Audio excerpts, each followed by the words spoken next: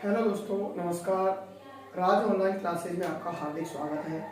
आज की क्लास में हम पढ़ेंगे राजस्थान में वन्य जीव अभ्यारण्य।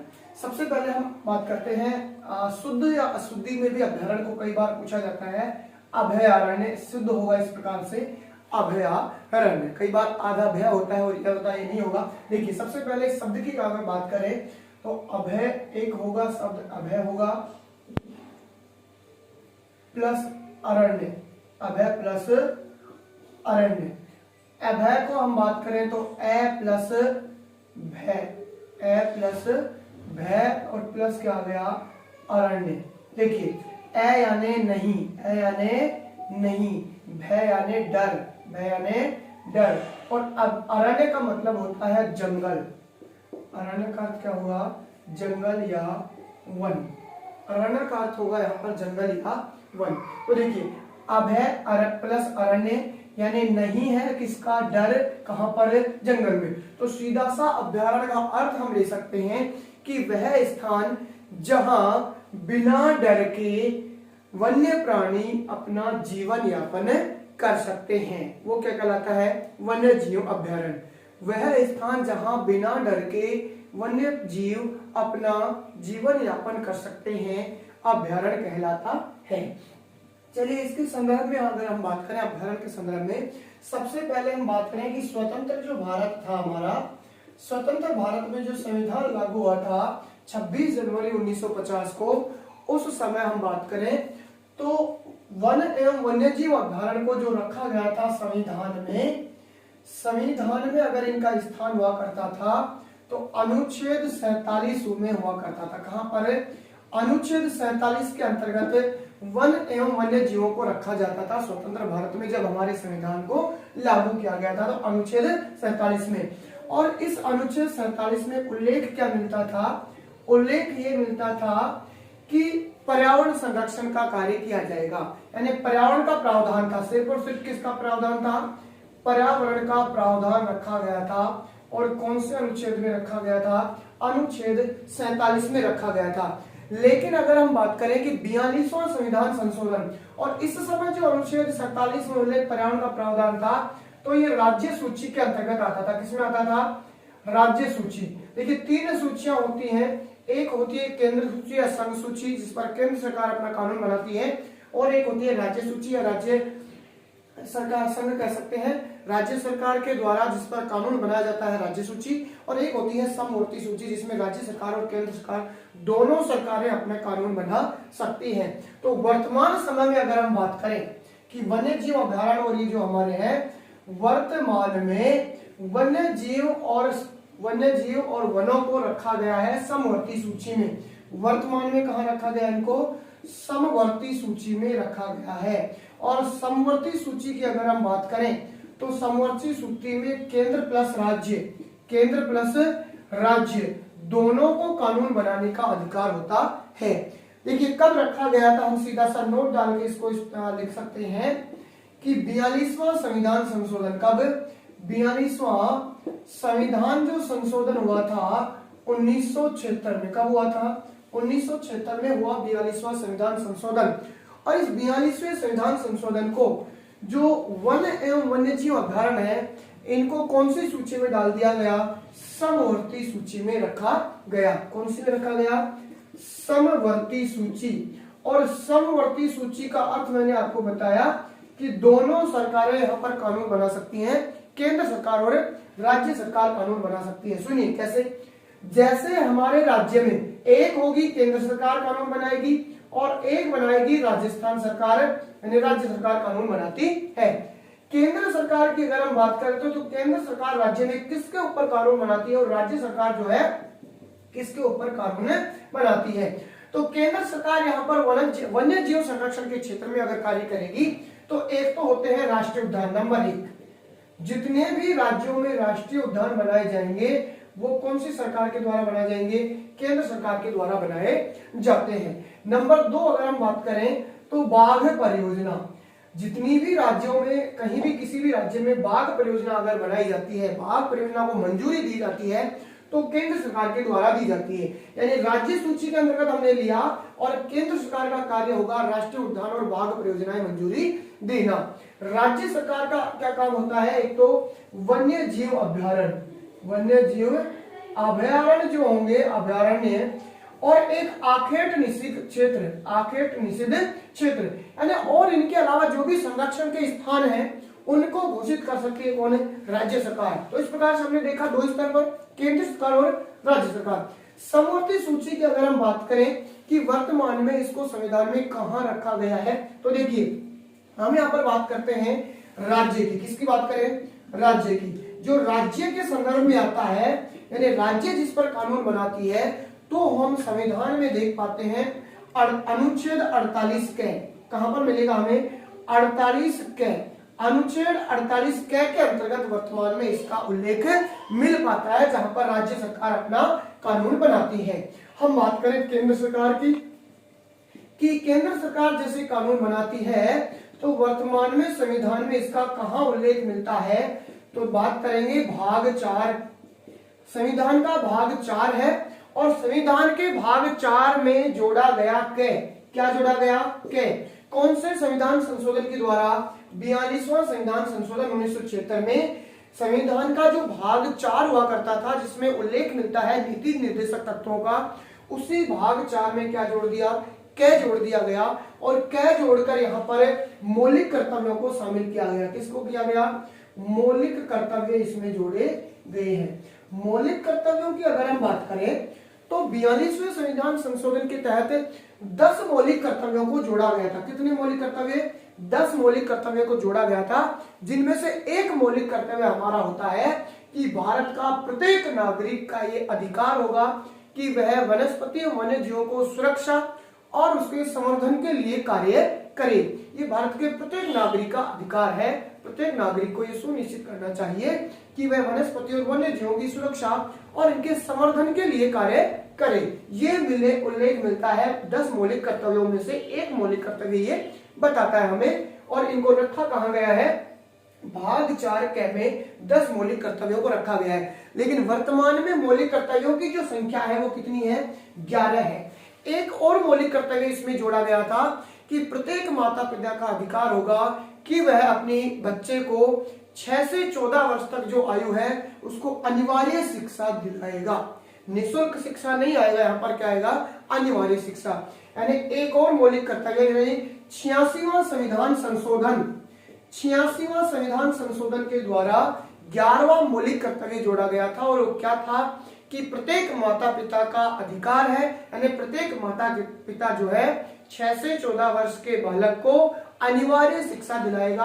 और ये 11वां मौलिक कर्तव्य के रूप में 86वां संविधान संशोधन के द्वारा भाग 4 क में जोड़ा गया था। इस प्रकार अगर हम बात करें कि हमारे वन्य जीवों को हम बात करें तो केंद्र सरकार के तहत रखा गया है। अगर कानून बनाया जाएगा तो भाग 4 क में रखा गया है, जो कि मौलिक कर्तव्य में से एक मौलिक कर्तव्य हमें बताता है कि भारत के प्रत्येक नागरिक का अधिकार होगा कि कार्य होगा या अधिकार होगा कि वनस्पति की सुरक्षा, वन्य जीवों की सुरक्षा और उनके संवर्धन का कार्य करेगा। हम यहाँ पर बात करें राज्य के संदर्भ में कि अनुच्छेद 48 क्या कहता है, तो ये कहता है कि देश का प्रत्येक राज्य, देश का प्रत्येक जो राज्य होगा, प्रत्येक राज्य वो वन एवं वनस्पति या वन्य जीवों के सुरक्षा के लिए और संवर्धन के लिए प्रयास करेगा। वन एवं वन्य जीवों की सुरक्षा के लिए, वन्य जीवों की सुरक्षा एवं संवर्धन के लिए प्रयास करेगा। देखो सिर्फ यहां पर क्या लिखा हुआ है कि देश का प्रत्येक राज्य जो है वनस्पति और वन्य जीवों की सुरक्षा और संवर्धन का क्या करेगा, प्रयास करेगा। लेकिन यहाँ पर मौलिक कर्तव्यों में से एक मौलिक कर्तव्य हमें ये बताता है कि भारत का प्रत्येक नागरिक का यह अधिकार होगा कि वह वन और वन्य जीवों की सुरक्षा और संवर्धन के लिए कार्य करेगा। दोनों में थोड़ा सा अंतर है, तो यहाँ पर इस प्रकार से अंतर मिलता है। देखिए फिर से हम बात करते हैं अभ्यारण्य। अभ्यारण्य का सीधा सा अर्थ मैंने आपको बताया कि वह स्थान जहां वन्य जीव बिना डर के अपना जीवन यापन करते हैं। अरण्य, यहाँ पर अरण्य यानी होगा जंगल या वन, और अभय यानी बिना डर, अभय यानी बिना डर के। स्वतंत्र भारत में संविधान में इनको रखा गया था, तो अनुच्छेद 47 में इनका उल्लेख मिलता था। और उल्लेख क्या मिलता था? पर्यावरण का प्रावधान मिलता था। और किसमें मिलता था? ये राज्य सूची के अंतर्गत मिलता था। वर्तमान में अगर हम बात करें तो वनस्पति और वन्य जीवों को किसमें रखा गया है? समवर्ती सूची के अंतर्गत रखा गया है। समवर्ती सूची का मतलब यहाँ पर यह होगा कि केंद्र और राज्य दोनों सरकारें इस पर कानून बना सकती हैं। दोनों सरकारें कानून बनाएंगी। देखिए, केंद्र सरकार अगर इसमें कानून बनाती है और केंद्र सरकार के पक्ष में रखा जाता है तो दो चीजें होंगी, एक राष्ट्रीय उद्यान और बाघ परियोजना। किसी भी राज्य में राष्ट्रीय उद्यान और बाघ परियोजना की अगर मंजूरी दी जाती है तो किसके द्वारा दी जाती है? केंद्र सरकार के द्वारा। स्पष्ट है ये। और राज्य सरकार यहाँ पर वन्य जीव अभयारण्य घोषित कर सकती है। आखेट इसलिए मृगवन वगैरह जो भी बनाए जाते हैं वो स्थानीय सरकार वहां पर बना सकती है। राज्य के संदर्भ में अगर अनुच्छेद आता है तो आता है अनुच्छेद 48 के। इसमें उल्लेख मिलता है कि देश का प्रत्येक राज्य वन्य जीव एवं वन्य जीवों की सुरक्षा के लिए एवं संवर्धन के लिए क्या करेगा? प्रयास करेगा। ये अर्थ कहता है अनुच्छेद 48 के। लेकिन हम बात करें कि केंद्र सरकार के तहत जो कानून बनाए जाते हैं उनको जोड़ा गया था 42वें संविधान संशोधन के तहत भाग 4 में जोड़ा गया कै। क्या जोड़ा गया? कै। और ये कै किस लिए जोड़ा गया था? मौलिक कर्तव्यों को यहाँ पर जोड़ा गया था। और कितने मौलिक कर्तव्यों को? 10। और 11वां जोड़ा गया था 86वां संविधान संशोधन में। 11 जो वर्तमान में मौलिक कर्तव्य है, इनमें से एक मौलिक कर्तव्य है और वो हमें कहता है कि भारत का प्रत्येक नागरिक का यह अधिकार होगा कि वह वन एवं वन्य जीवों की सुरक्षा और संवर्धन के लिए कार्य करेगा। प्रयास नहीं, कार्य करेगा। देखिए, वन्य जीव अभयारण्य के बारे में हमने देखा कि संविधान में कहाँ इनका उल्लेख मिलता है। सबसे पहले अगर हम बात करें कि वन्य जीवों के संरक्षण के लिए अगर प्रयास किया गया था, वन्य जीवों के संरक्षण हेतु सर्वप्रथम जो प्रयास किया गया, सर्वप्रथम प्रयास तो सम्राट अशोक द्वारा किया गया। किसके द्वारा? सम्राट अशोक द्वारा सबसे पहले वन्य जीवों के संरक्षण हेतु प्रयास किया गया था। तीसरी जो शताब्दी थी इसमें इन्होंने अशोक सम्राट का उल्लेख मिलता है कि वन्य जीवों के संरक्षण के लिए सर्वप्रथम जो प्रयास किया गया था वो किसके द्वारा किया गया था? सम्राट अशोक द्वारा किया गया था। हम बात करें हमारे राजस्थान के संदर्भ में कि राजस्थान में शिकार पर प्रतिबंध, किस पर है? शिकार पर जो प्रतिबंध लगाया गया था, और शिकार पर प्रतिबंध कौन सी रियासत के द्वारा लगाया गया? तो टोंक रियासत के द्वारा लगाया गया था 1901 में। सबसे पहले शिकार पर प्रतिबंध अगर लगाया गया था, किसके द्वारा लगाया गया था? टोंक रियासत द्वारा 1901 में लगाया गया था। हम बात करें कि राजस्थान में सर्वप्रथम वन्य जीव संरक्षण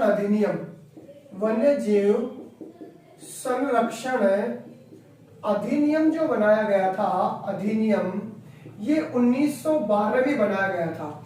राजस्थान में सबसे पहले वन्य जीव संरक्षण अधिनियम अगर बनाया गया था तो कब बनाया गया था? 1912 में बनाया गया था। लेकिन अगर हम बात करना चाहें कि राज्य सरकार द्वारा सर्वप्रथम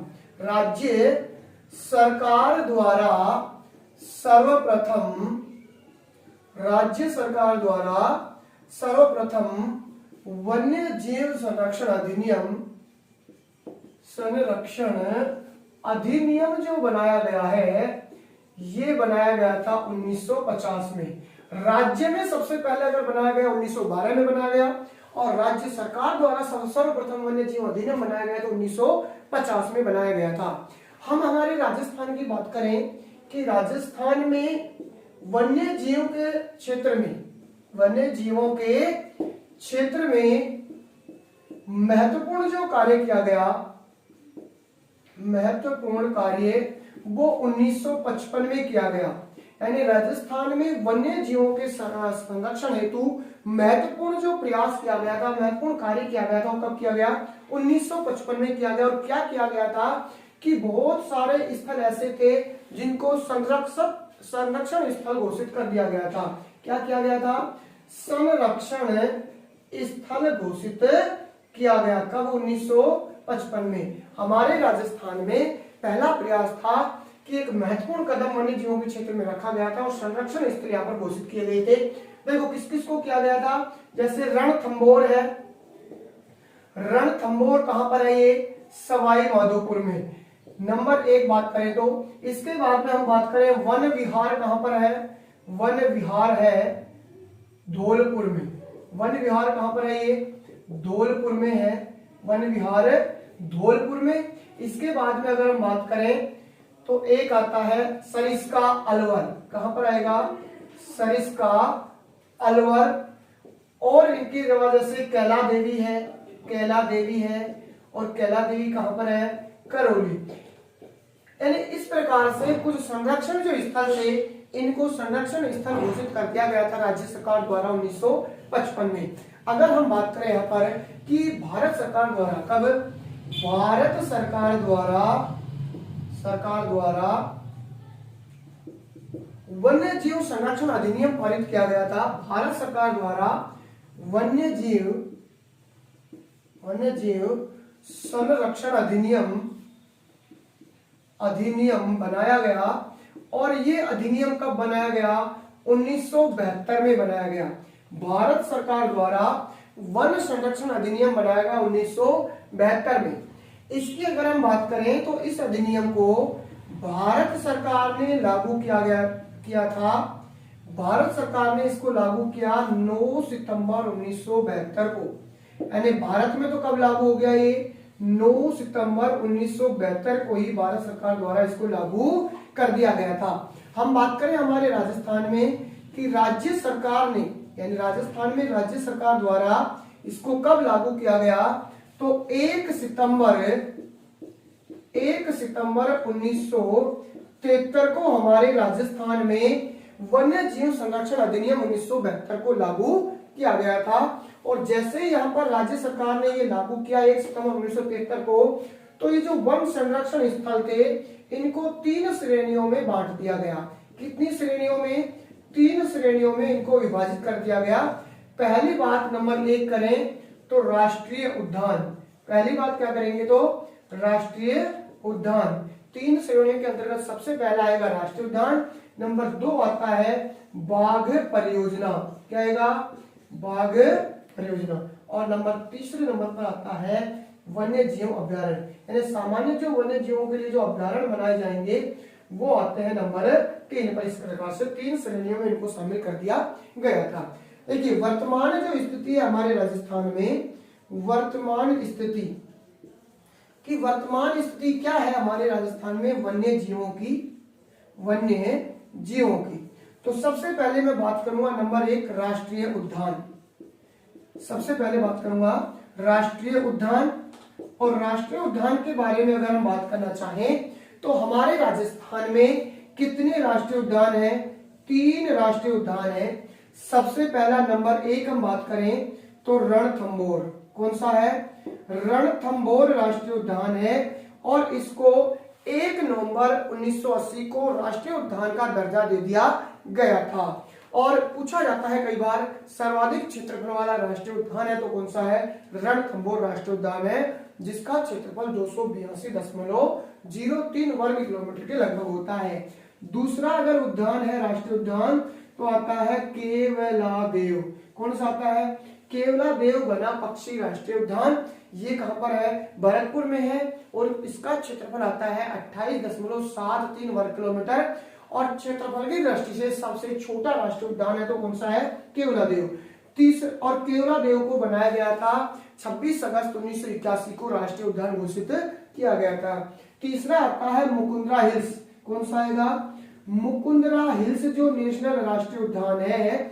और ये आता है कहां पर है, कोटा और चित्तौड़गढ़ के अंतर्गत आता है। और इसका जो क्षेत्रफल आता है राष्ट्रीय उद्यान का 199.55 वर्ग किलोमीटर के लगभग इसका क्षेत्रफल आता है। और मुकुंदरा हिल्स को राष्ट्रीय उद्यान बनाया गया था 9 जनवरी 2012 को। जी हाँ, 9 जनवरी 2012 को राजस्थान का तीसरा राष्ट्रीय उद्यान के रूप में मुकुंदरा हिल्स को जो है घोषित किया जा चुका था। दूसरी बात यहाँ पर हम करते हैं बाघ परियोजनाएं, क्या आएंगी, बाघ परियोजनाएं। हमारे राजस्थान में बाघ परियोजनाएं हैं 3+1, यानी वर्तमान में कितनी है, 4 बाघ परियोजनाएं हैं। सबसे पहले नंबर 1 अगर हम बात करना चाहेंगे तो पहली बाघ परियोजना है रणथंभौर। कौन सी है? रणथंभौर बाघ परियोजना। हमारे जो राष्ट्रीय उद्यान है वही पहला बाघ परियोजना बना है, और बाघ परियोजना इसे बनाया गया था जब हमारे यहाँ पर 1 सितंबर 1973 को लागू किया गया था, किसको?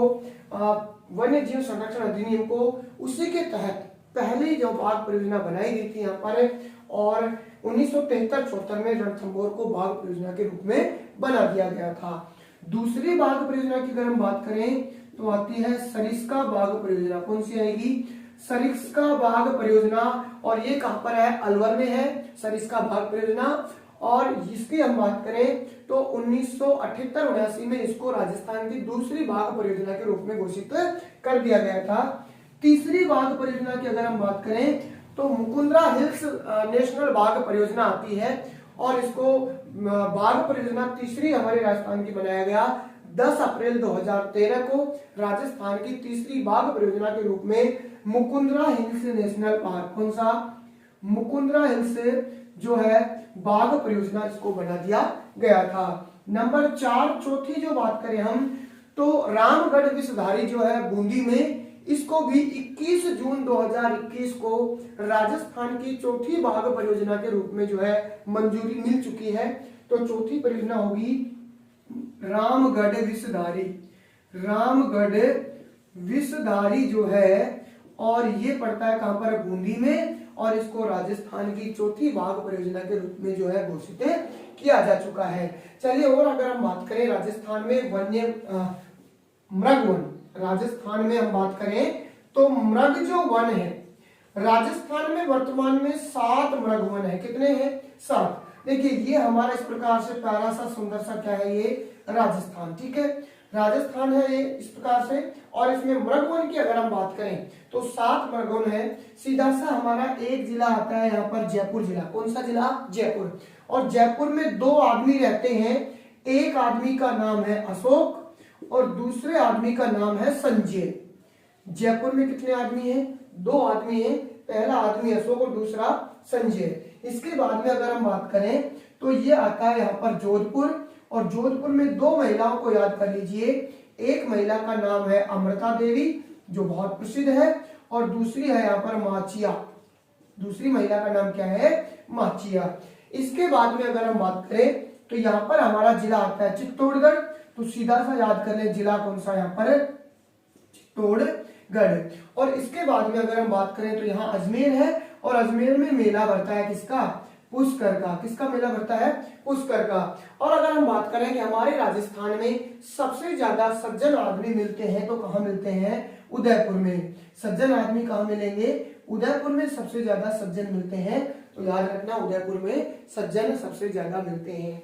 कितने मृगवन है हमारे राजस्थान में? 7। तो देखिए, नंबर 1 हो जाएगा संजय मृगवन जयपुर, नंबर 2 हो जाएगा अशोक मृगवन जयपुर, नंबर 3 हो जाएगा अमृता देवी मृगवन जोधपुर, और नंबर 4 हो जाएगा माचिया सफारी मृगवन जोधपुर, नंबर 5 हम ले लेंगे चित्तौड़गढ़ मृगवन चित्तौड़गढ़, और नंबर 6 हम ले लेंगे पुष्कर मृगवन अजमेर, और नंबर 7 ले लेंगे सज्जनगढ़ मृगवन उदयपुर।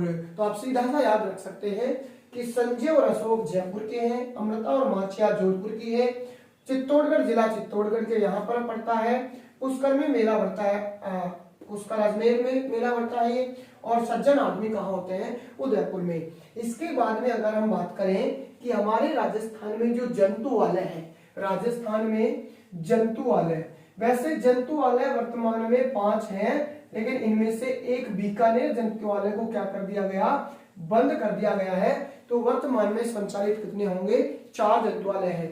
ये देखिए, ये हमारा इस प्रकार से प्यारा सा सुंदर सा राजस्थान है, और इस राजस्थान में हम देखना चाहें कि हमारे राजस्थान में जंतुआलय कितने हैं, तो जंतुआलय कितने होंगे? बोलो, 5 होंगे। सबसे पहला नंबर 1 होता है यहाँ पर कौन सा जिला? जयपुर जिला। कौन सा होगा? जयपुर।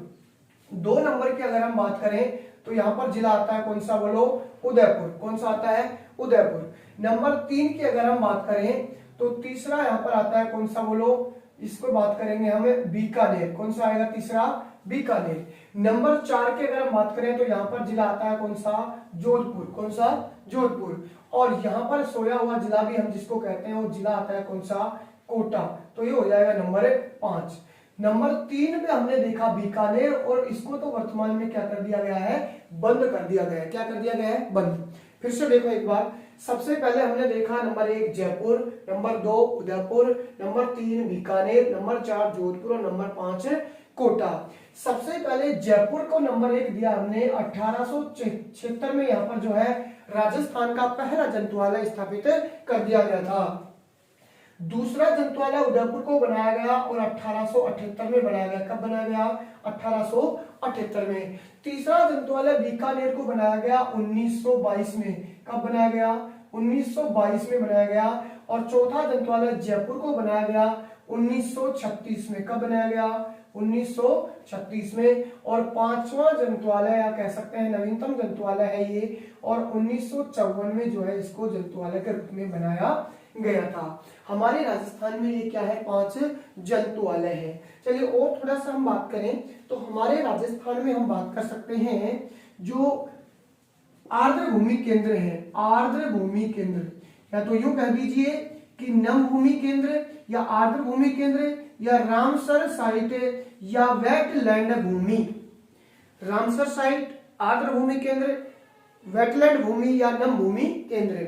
सीधी सी अगर हम बात करें तो एक देश होता है ईरान, और ईरान देश का एक स्थान था रामसर नामक स्थान, जो कैस्पियन सागर के तट पर स्थित है। कैस्पियन सागर के तट पर, और स्थान का नाम है रामसर, और देश कौन सा है? ईरान।